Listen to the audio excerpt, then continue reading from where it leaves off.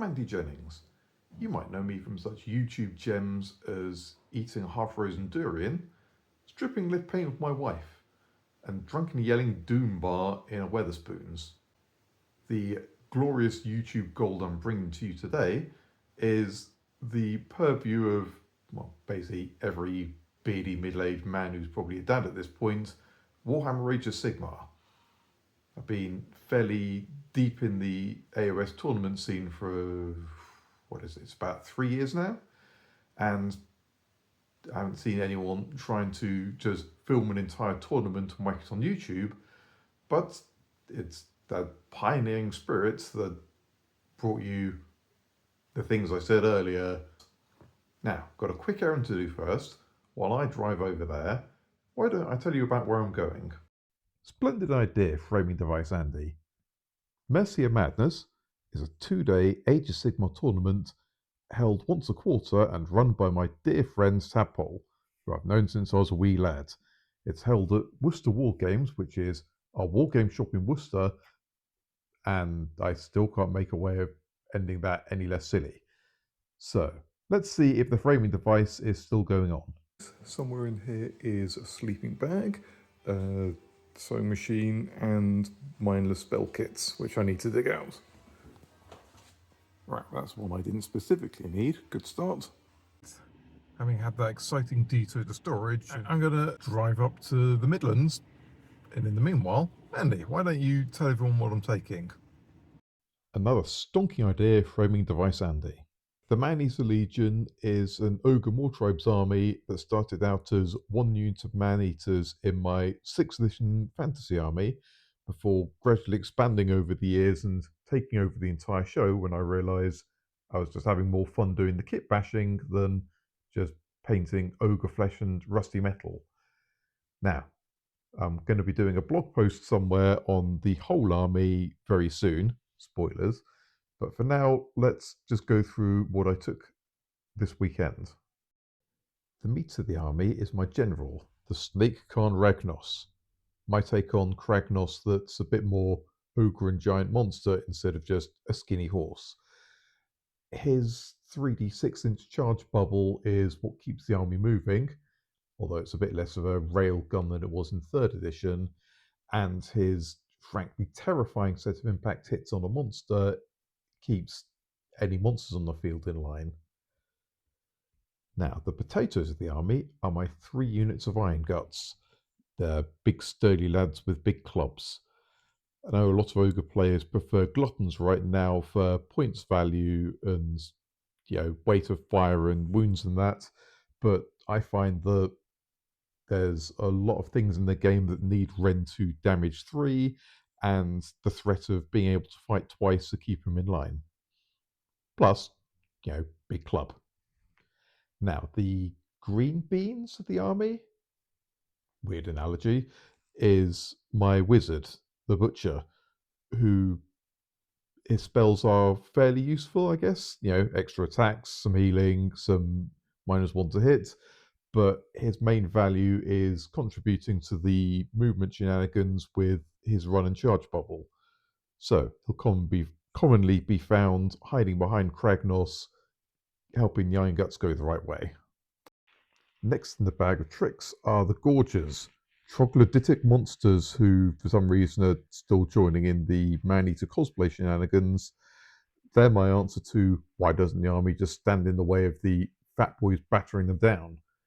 Because their hungry mate is going to jump up behind and eat them.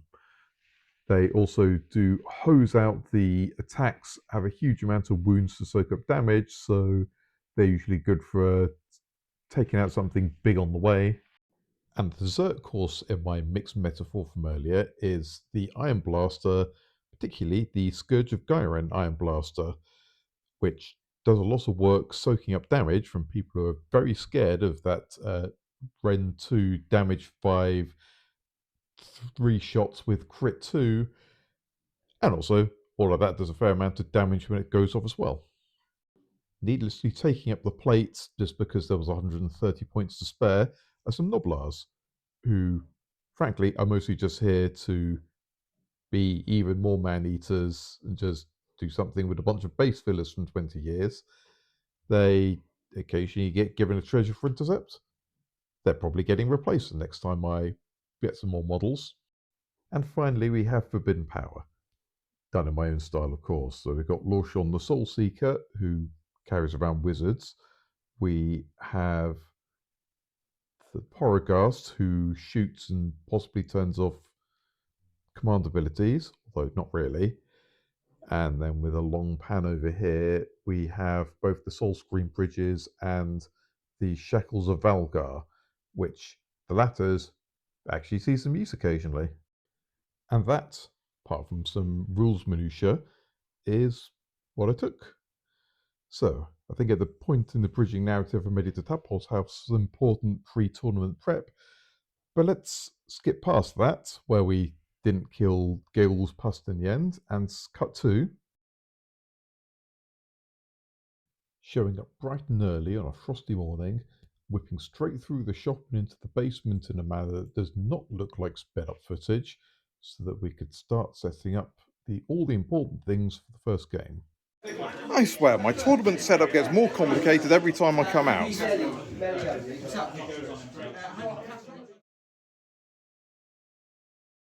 While Patrick's Stormcast host had a few surprises in it, at the end of the day it's still gold blokes on a 3-up save with a unit of reinforced long strikes in the back to upset anything they looked at in the shooting phase. The main surprise he had was 3 units of Quest to Soulsworn, who had their once per game teleport combined with 5-up ward on an objective they pick to do some area control shenanigans.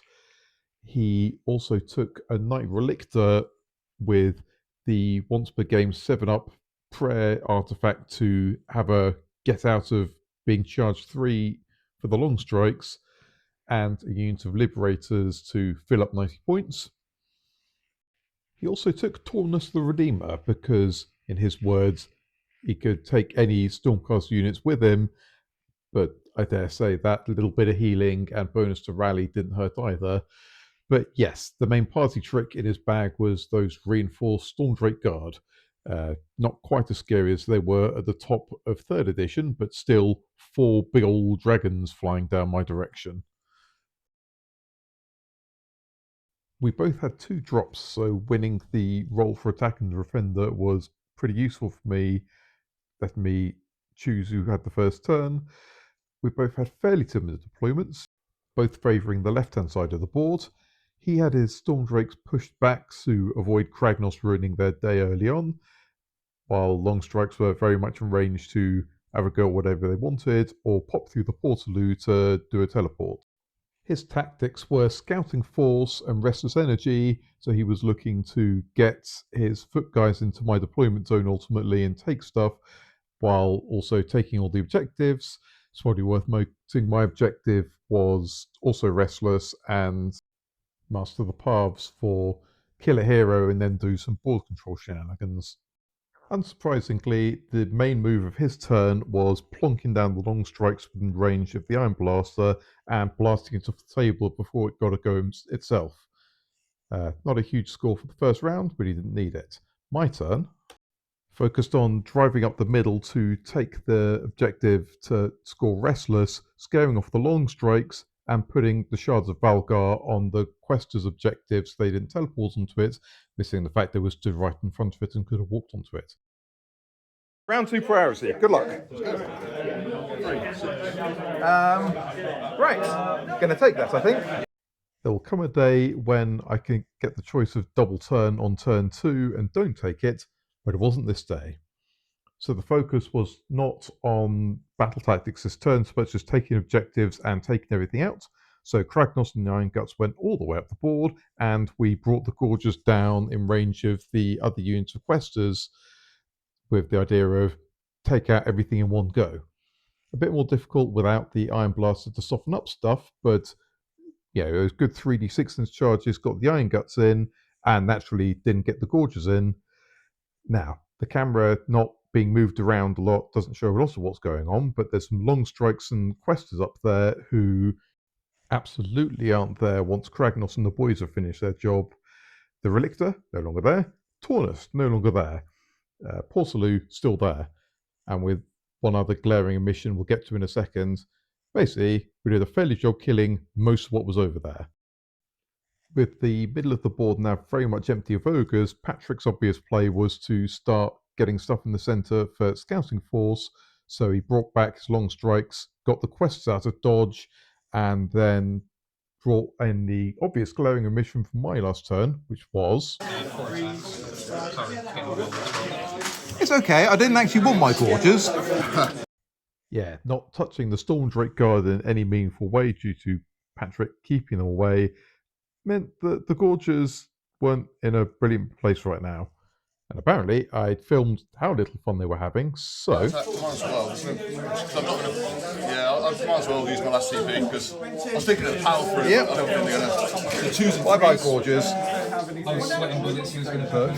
What, miss? So I've got there's no way I can get around that. So you've got 5 there at Ren 2, damage 2. So 10 damage, so... And then the dragons. I suppose the wrap has to move.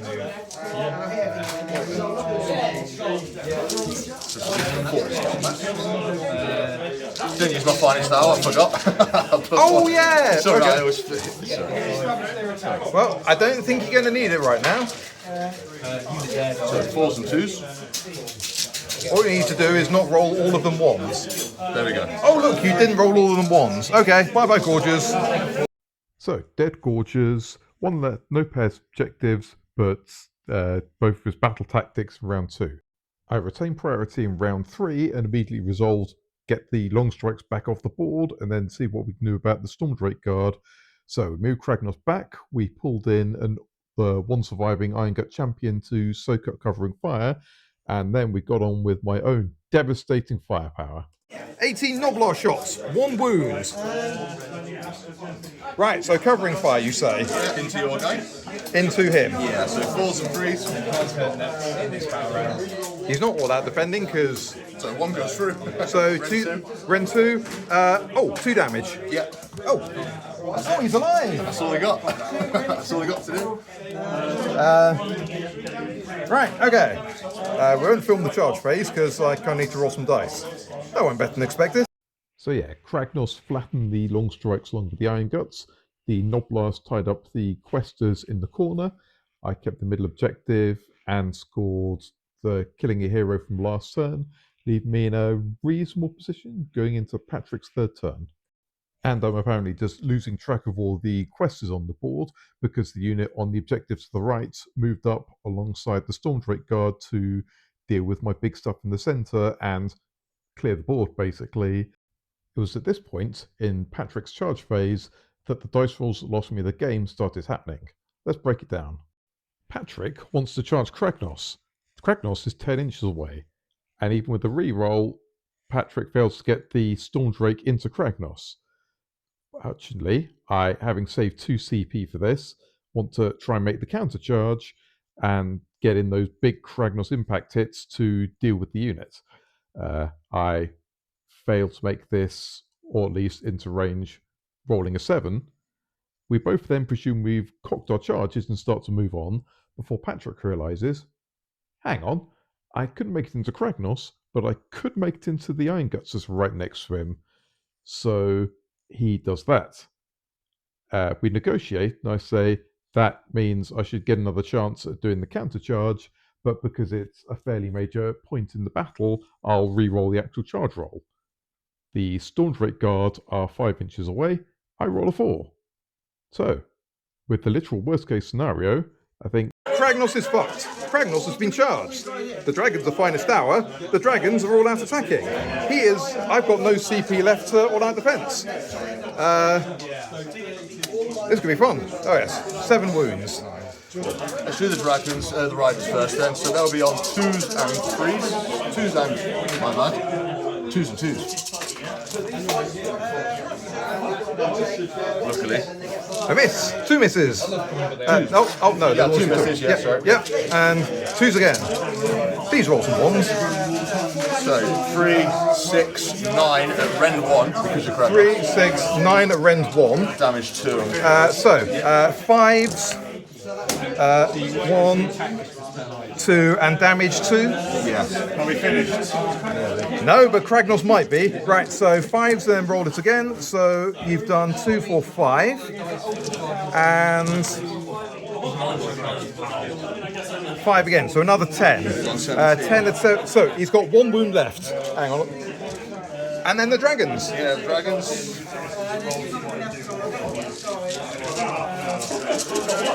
Go on, dragons. You know that number 1. Okay.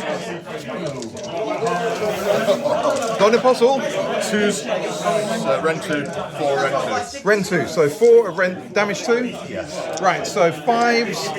Nice. Nice. He might do it. I mean, he won't. But he might have done. That was a great roll. And that was pretty much the game. You don't need a play-by-play of the rest of it. Patrick just took the last objectives I had, cleared up his last battle tactics that he needed to do, and ended up winning with a very comfortable 71 points to my 39. So, with the quietest room to reflect in, I think, yeah, obviously I lost. I was doing much better in the first half, I think. Like, I did fairly well with my charges, did fairly well with hitting what was in front of me, and didn't get too ruined by long strikes. But I think the key moment of that was, hopefully I got footage of it. Obviously you've got footage of it, you nitwit. You were filming the entire battlefield. The one roll I was talking about, I just talked about. So it's always fun when you lose it on literally one roll.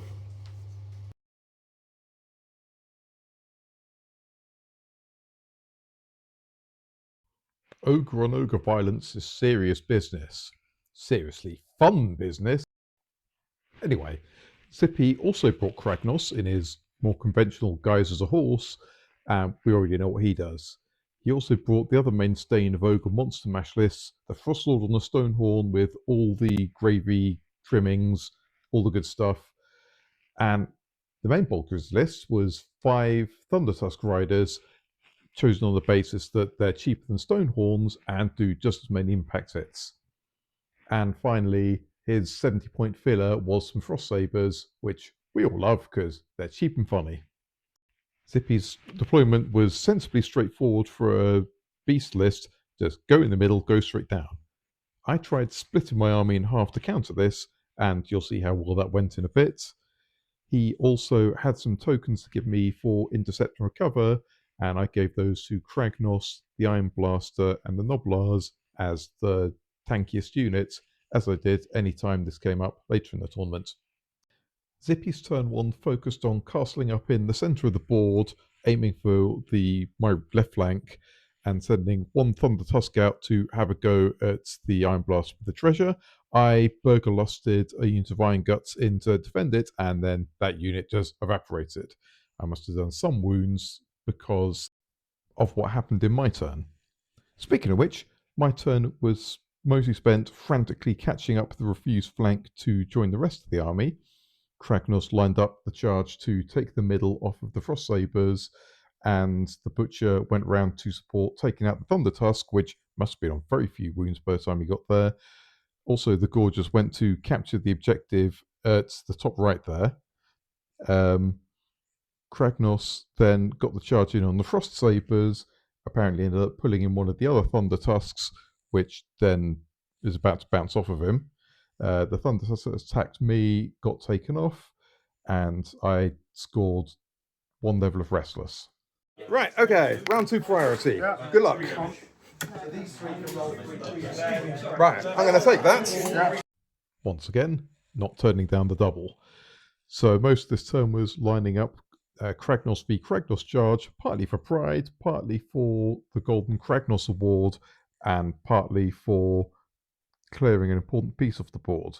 He moved up Thundertusk to try and block me. I lined up everything for a charge, started charging, and then Kragnos got in, and then... Kragnos has charged Kragnos. Kragnos is now going to do his impact hits on Kragnos, and do 8. Am I winning then? Yes, so far, yes. Yay! You'll notice not an awful lot of Thundertusks taken off by impact hits. You'll also notice the Frostlord making a countercharge and sneaking around the back where the gorges are, and then going to Kragnos. So while I managed to lift his Kragnos in combat after not doing a lot of impact hits, he then immediately brought the Frostlord round and lifted my Kragnos, leaving me in not a brilliant position, not scoring a lot for the Golden Kragnos, and not being in a particularly strong tactical position. Also, whoops, an Iron Gut unit went missing. I'm guessing Zippy's turn started at this point because he basically just spent the turn starting to tidy up after me and scoring, killing a hero and getting a treasure by killing Kragnos in my turn. Right, so at the bottom of turn 2, there's not an awful lot left. Not a lot left. No, right, so priority is an important one. Good luck. Oh. No, everyone. Yep, gonna take it. I fear that relief may have been short-lived, as the path to victory involves killing 3 Thunder Tusks with 1 new Divine Guts and an Iron Blaster, and then taking that objective in the top left, which, spoiler, didn't happen. Got everything into combat and lifted the Frostlord at least, which theoretically made the army a bit less munchy, but then also the Iron Guts themselves were missing, so, and then also the Iron Blaster. So not brilliant going into Zippy's turn, where he just came for the Noblars, which fared about as well as you can imagine. Not good score for me. My army's got a bit smaller since the last time you saw us. I mean, there's slightly more models on the table, but... You've got more models than me. Yes, just about. So yes, welcome to the talking out phase. Right, we'll do priority and then we're talking it out, yeah? Right, so... Yep. Oh, so you've got priority then. Yep. The Noblars didn't even make it out of the live footage, giving Zippy more tactics in turn 5 and leaving the score at this. Right, taking a bit of a walk to have some carbonated sugar water and get out of a boiling basement. Yeah, that went about as well as could have been expected when, you know, running into a bunch of Thunder Tusks. Where am I going? Once again, I'm going to take the coward's way out and blame a few cocked rolls, like, you know, a few, well, Kragnos rolling some better impact hits on Kragnos might have taken out Kragnos before, you know, it went around the houses and got beaten up, but, never mind. Okay, now guys, it's the 3rd of January. I mean, it's not going to stop me buying one of these, but hot damn.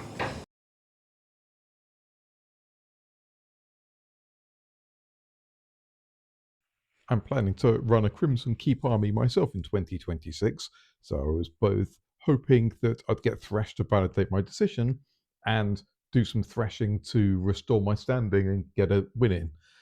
So, shown here in the deployment phase, we've got one big unit of 10 Blood Knights with another one hidden in the Crimson Tower off to the left or somewhere, Vampire Lord and Nightmare Steed with those D3 rerolls in the combat phase and a once per game heal, doing some tag team combat charge shenanigans with the Blood Knights. He also had the fearsome Prince Vordry leading the army, Revenant Draconith to come and eat some things, and another Revenant Draconith just for good measure.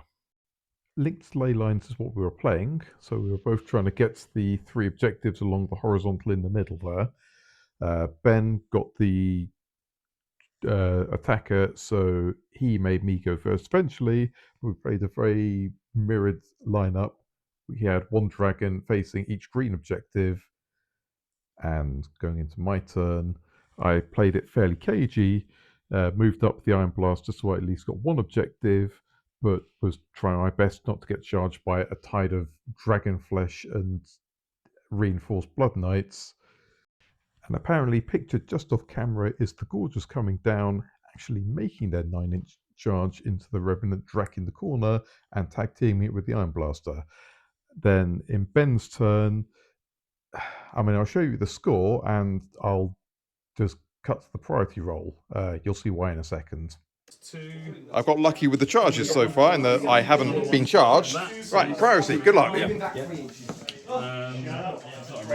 I'm of course going to take it. Yes. Yeah, all 3 charges. No, all 4 charges. and the Blood Knights had 3d6-inch charge spell on them as well.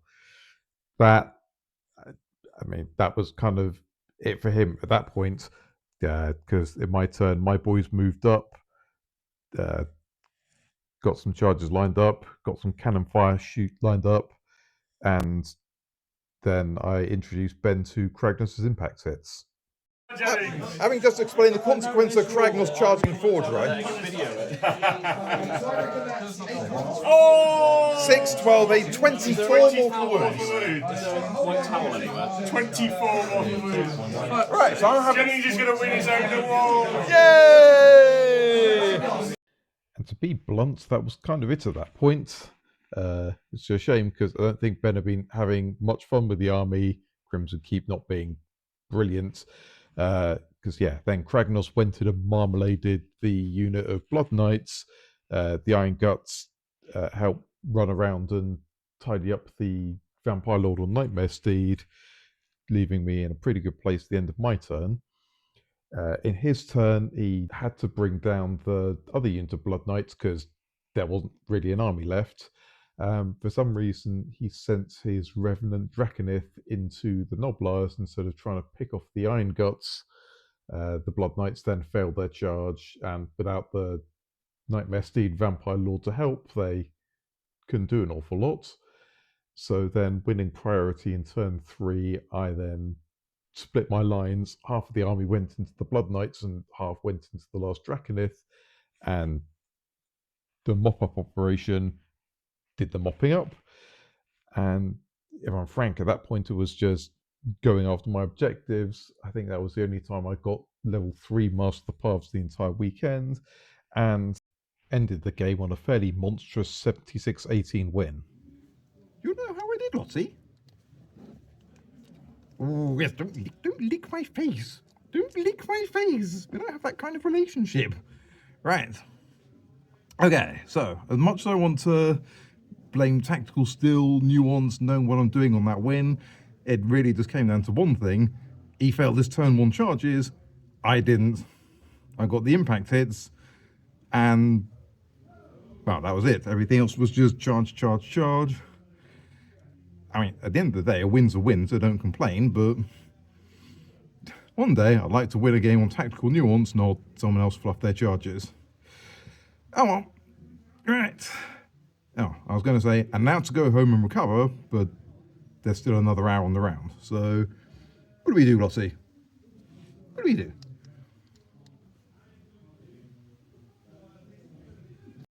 So, with one win under my belt for the first day, it was back to Tadpole's house for, some pizzas and beers and a break from the difficult business of pushing toy soldiers around. And then we turned in for the night, ready to see what the draw brought up for day 2. I didn't have any showing up on day 2 footage that was actually usable, so here's Lottie greeting us on day 1 instead, which doesn't work because she wasn't there on Sunday. On to the first game, I guess.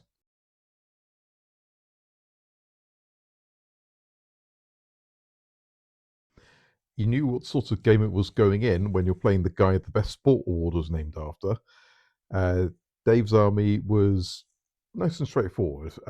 Most of the infantry was Brute Ragers, who were bringing Run and Charge and Strike First on the charge. So, messages to not get charged. Got ya. He also brought the Orc manifestations, some movement reduction from stamping, some bonuses to spellcasting, and some messing around with my movement. Fair enough. He also brought both varieties of cabbage, Gordrak, the Mighty Fist of Gork, and Keith, his mate from the shop. He also brought Weird Knob Wizard for yelling stuff off the Boss Rock Tower. He also brought Kragnos. We already know what Kragnos does at this point. Can we do better beating him up from the last game? Let's find out. Not a complicated deployment. Dave set up to get as close to me as he could.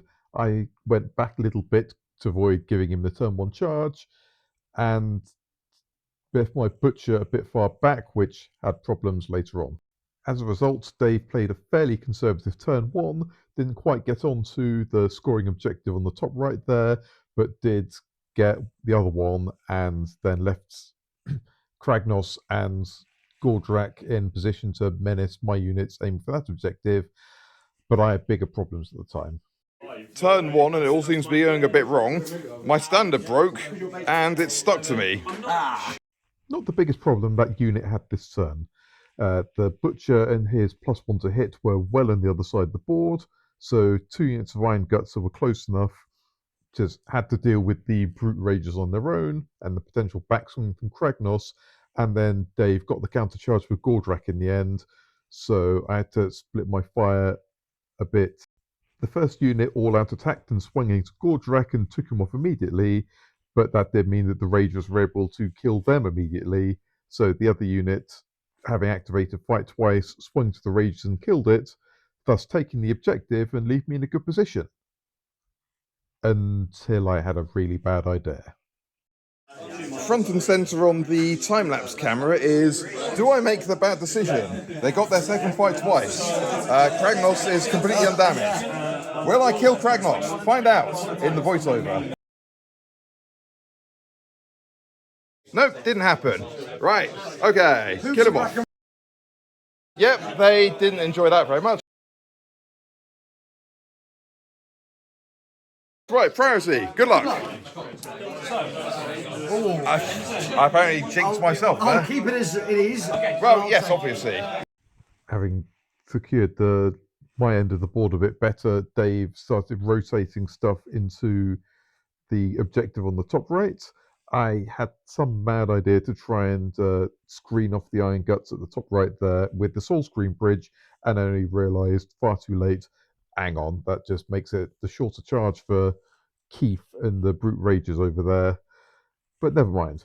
Yes, Kragnos went into the Noblars, did the obvious thing to the Noblars, and then took their treasure, while meanwhile, not Gordrak, Keith and the Ragers, I can't quite see at this distance, just about got in, definitely lifted the Iron Guts, and I think the Ragers just spent some time beating up the Soul Screen Bridges, and then just to the point I thought, oh well, at least I'll have a nice easy charge for my turn. Dave remembers power through and then goes back to the objective. What you can't see from this angle is Dave very carefully using most of his Ragers to screen out his objective, so no gorges in that. So in the end, we just brought them in as just get Kragnos off the board, while the Iron Blaster tries to have a blast. Didn't do a very good job, so what do? Same thing I did last turn. How do we think that went? Okay, I have to stop feeding stuff to Kragnos. He's on 11 wounds now, before he wipes everything out here. I mean, he lifts the Iron Blaster immediately and doesn't technically kill everything? Ho-hum. Okay, well, the hope of getting a Kragnos off I might win now rests on the turn 3 priority. Good luck, Dave. Yeah, there we go. I'm going to use my reroll. You are indeed. No! Okay. Right. Kragnos, here we go. Right, line it up and... So to that end, we needed a few things. The Butcher needed to fly in on his launch on the Soul Seeker, and we also needed Kragnos to trundle over, thus joining the clockwise rotation around the board. Obviously, everyone got their charges in, so epic showdown time. Right, okay. Now, we've got the wards down to a 6 with him. Right, so, how are we doing? 8 mortal wounds. So 2, 4, 6. I mean, I'm not winning back my award, but it might be... I made 3, so he's got 1 left. Oh, bums. All right, I guess I've just got to try and hit him normally then. Right, how's that going? Well, yes, you probably can take off a model with 1 wound if you hit him with something with Ren 3. My fault for describing something epic, I guess. Right, on Dave's turn, since there's not a lot on the left side of the board, he just carried on rotating right to get the objective in my side for Restless Energy, and therefore was doing fairly well for points. At this point, I've got 5 points locked up if Dave didn't have any models in neutral territory, so just carry on rotating clockwise and try and take an enemy objective off of them. So send everything that just beat up Kragnos round to go and follow that up. It's a lot quicker to describe than to show in the footage, but basically all the fun stuff charged into the boss rock tower. And wait just a minute, did I actually think to move the camera to point to what was going on? No, just a hallucination. So anyway, a bunch of manifestations beat up the boss rock tower and couldn't quite get to the actual shaman, who obviously legged it, and Kragnos and the Gorgers dealt with the rest of the rages. So once again, rotating clockwise to deal with the rest of it. So the main thing that happened in Dave's turn was actually thinking to move the camera so you could see what was going on at that moment. What a revelation at the end of the 4th game of the tournament. But yeah, as far as stuff that happened in round 4, most of round 4 was spent me trying to work out whether it was even mathematically possible to do anything apart from lose by 5 points. And well, I eventually worked out there was a way of doing it if Kragnos could get on the green objective in round 5. We'll cut to the end of the round where that didn't happen. Oh well, never mind. Right, the framing device is you asking me how the game went. Bryn, ask me how the game went. So, Jennings, how'd your game go? I'm glad you asked, Bryn. Yes, as we suspected, the cabbages were coming right down the middle, so I tried going for a refused flank again, and that was terrible, because when everything was getting beaten up by Kragnos and Gordrak on one side of the board, the butcher who would have given them run and charge and +1 to hit was on the other side of the board. But then we ended up just... And as it's going to be really difficult to do with hand gestures when I'm on hand is the camera, rotated everyone around the board so he was scoring all my objectives while I was scoring his. Lost by 5 in the end. Close one. Yes. Yeah, it would have been a draw if I'd been able to sucker him into counter-charge range for Kragnos on the final objective. But what do you do? Right. And that 3d6 in his turn, eh? Yes, that's... Yeah, destruction players don't get nice things, eh? Right, and we'll see if it makes it onto the video. How did your game go? Sorry, Bryn, no time for that. We've barely got time to cram down lunch and then start judging all the wonderfully painted armies, which we can barely cram in even doing it at XX speed. We've also got to admire all the lovely trophies that were commissioned, including my personal white whale, the coolest army trophy, and my other white whale, the golden Kragnos.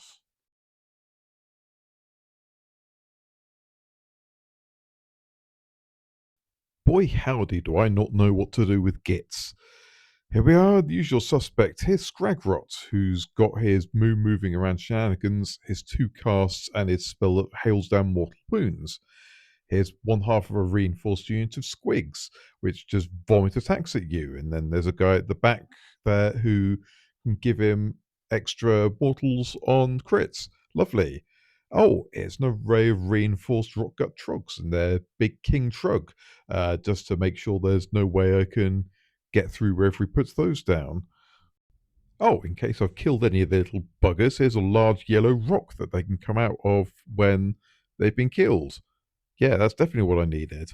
Boink Rot Bounders, more Squigs, more mortal wounds if he's lined it up properly. Whoop-dee-doo. And big Grix Killbow guys? I've fought these guys before. Not quite sure what they do apart from just shoot you. Sorry, Git's making me a bit grumpy apparently. But what you can't see from this marvellously angled footage is the broadly straight line deployment, albeit with a circle in the middle. And since you really want to get the 2 side objectives on turn 1, that's what we both lined up to do. Him with the big unit of Trogs occupying the lane in the middle. He was then gifted the first turn, and it was a fairly straightforward one. He immediately slapped down Gravetide in the passage down the middle, thus blocking most of my army, and then moved the 2 Squig units onto the 2 side objectives, giving him 10 points for objectives and 5 points for first bit of ruffle cycles. I ended up with a very similar turn, moving up units to capture the same 2 objectives, which got me the pair of them more objectives, and also scoring 1 battle tactic myself for Restless, which both gave me a very strong incentive to get the double so I didn't get beaten up, and created a perplexing issue with the scenario. So, end of round one, completely even scores, which is difficult because we need to know, well, who's picking the primary, because the underdog picks the primary at the start of round 2. Please finish the sentence properly, Andy. It's not that hard.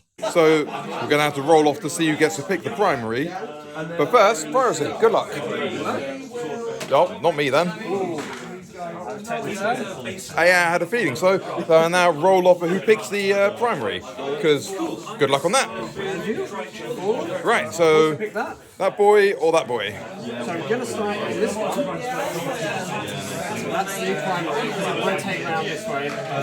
Indeed it will. That was thoroughly unusable footage. Not as bad as this prolonged footage of your crisps and the gorges off the table, Andy. But Will's turn was fairly straightforward and fairly well represented in his bad cross-section. He moved the trogs up to take out my Iron Blaster, and then he boinged the Squig Herd forward to beat up the 2 remaining units of Iron Guts that were contesting the objective, and with 80 attacks and crit mortals, managed it just fine. So for my turn, we got the Gorges out of the foreground at long last, got them behind his lines, then sent Kragnos into Trug. So we're probably not actually winning the game, but we've at least got one more shot for... Everybody hates Steve. Apparently this was the shout fuck owl while I was trying to film. So yes, everything else is dead, but Kragnos is at least got a charge off. So we got one more chance. What's got good vibes? You've got good vibes. So, can we win the Golden Kragnos? No, that is 8. Apparently the magic number is 8 this tournament. You'll forgive me if I sound a bit disillusioned at this point. Didn't know what to do at the time, still don't know what to do days later. And while I eventually killed Trug, I didn't exactly get on the objective or finish the other stuff over there, so I wasn't in a very good place for scoring points going into round 3.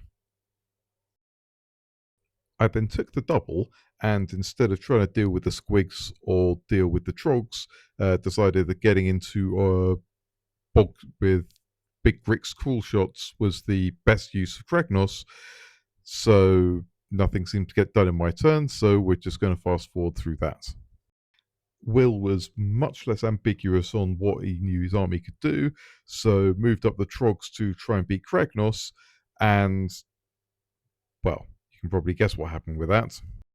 So, with some camera moving around jiggery pokery, we missed the part where the trogs did trog things and evaporated Kragnos.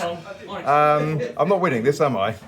I'm currently behind by 4, but my army is not here anymore. Right, round 4 priority, good luck.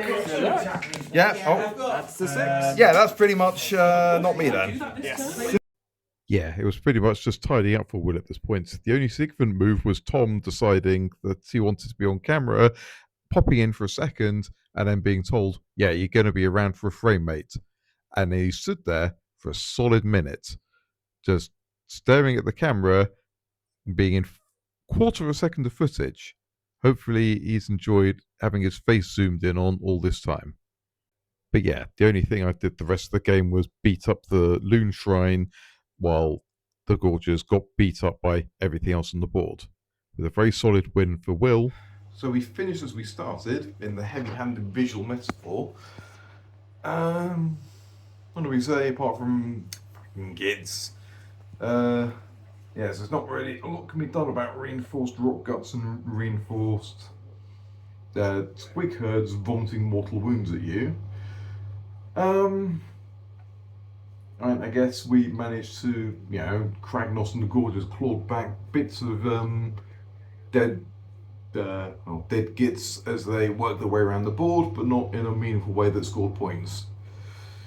So, we finished off for a 1-4, a 4-1 I wish, but, it's not about how well you do. It's how well we do after the next cut. And then the Andrew Jennings Award for Coolest Army goes very, very solidly to Mr. Andrew Jennings.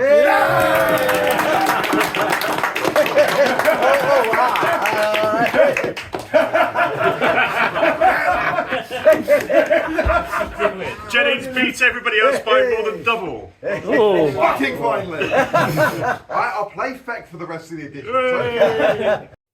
Yes, while I'll soak up a 1 for any tournaments of the year, definitely done worse.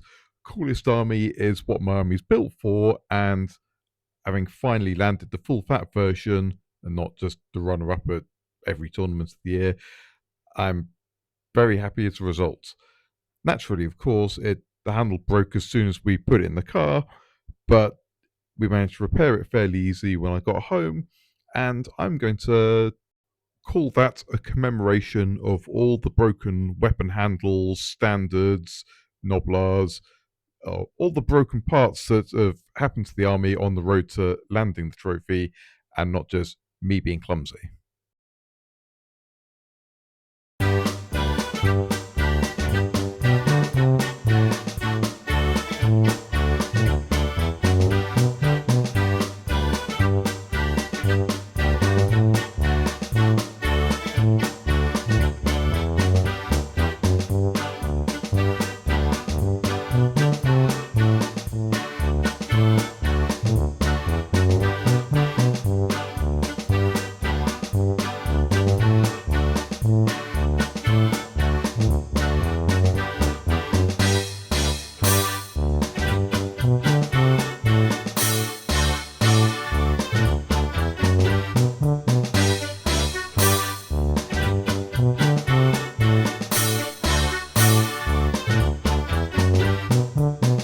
And while I couldn't fit it in 8 bars or whatever of the song, Bryn won the Golden Kragnos with 25 mortal wounds, which, we already knew from when I said that.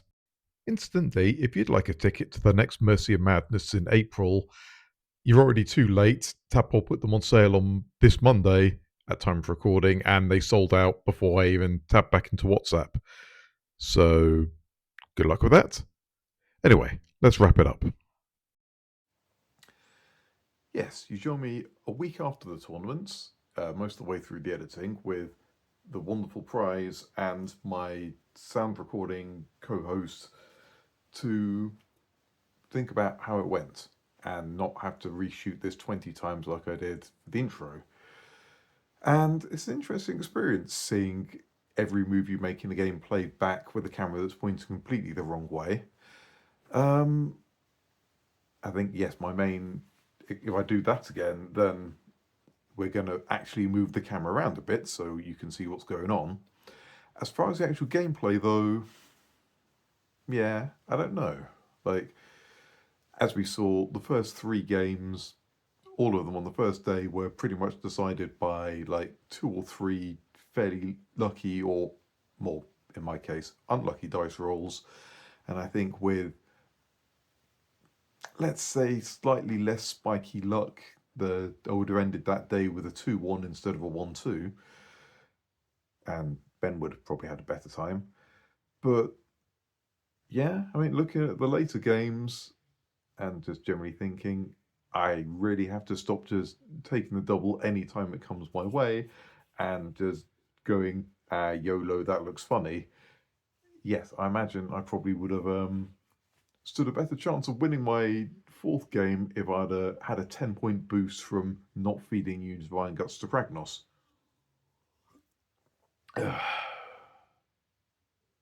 And yeah, otherwise, ogres are in a interesting point in the game at the moment, which we, any bonuses we get nerfed immediately because we're destruction. Going to be interesting to see what happens with that new book sometime in the next 18 months. But yeah, it's a list I enjoy playing, as you can see back. I'm hoping that way, and it's not going to flip the camera. But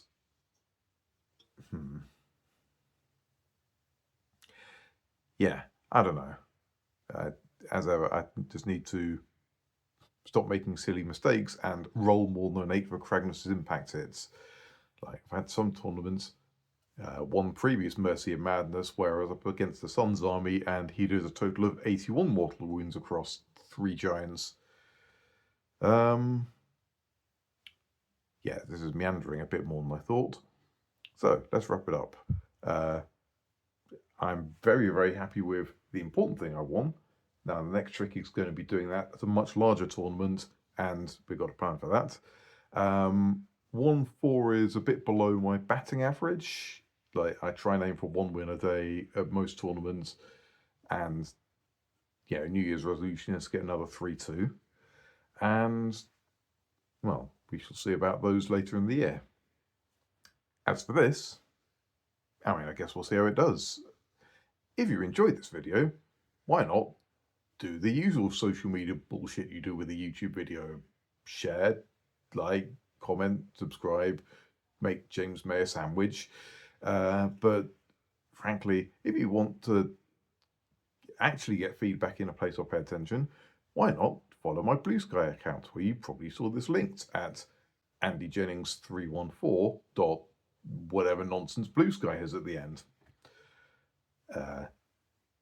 Yeah, pretty much that. Cheers, lads.